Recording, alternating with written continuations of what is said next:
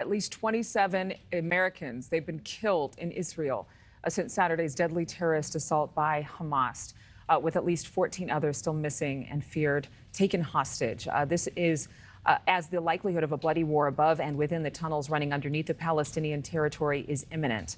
We are joined right now by California Democratic Congressman John Garamendi. He sits on the House Armed Services Committee. Good morning to you, sir.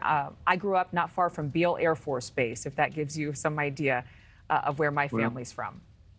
Well, I represented Beale for the last decade. Wonderful part of the world up there. And, a very, very important part of America's security.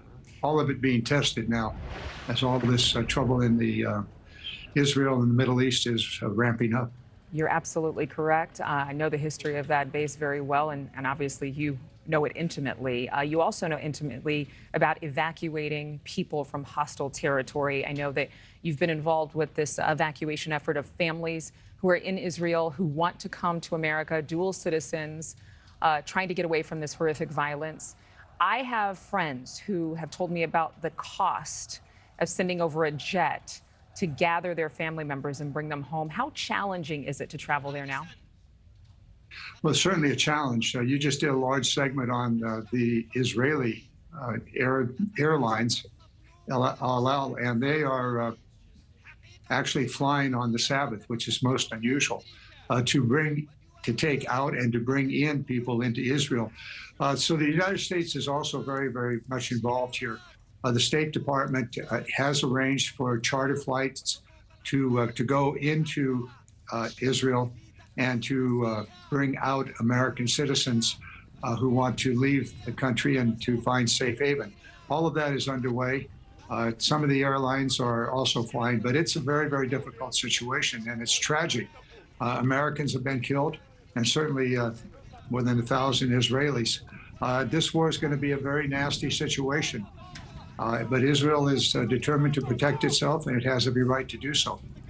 Obviously, there are politics, there are optics, and then there is the discussion of religion and faith, all of which are very difficult to address in a way that can be neutral when you can't really be neutral right now. It seems as though the lines are being drawn. What would your message be to Americans in this country, particularly Jewish Americans who feel very on edge, who feel fearful, who are concerned about their own safety in places where they're seeing demonstrations and these calls for potentially Islamic jihad, even just pro-Palestinian clashes here in the streets of America, as well as around the world? What would you tell Jewish Americans of the messages now from the government?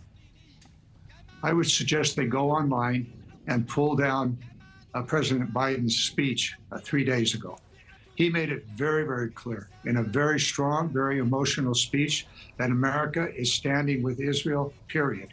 We'll do whatever's necessary to help Israel protect itself and to secure its presence and its future. That's where the American government is. That's where the president is. That's where I am. I believe that's where most of Congress is.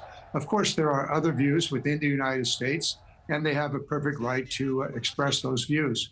However, we need to really understand that since the very beginning of the state of Israel, the United States has been there.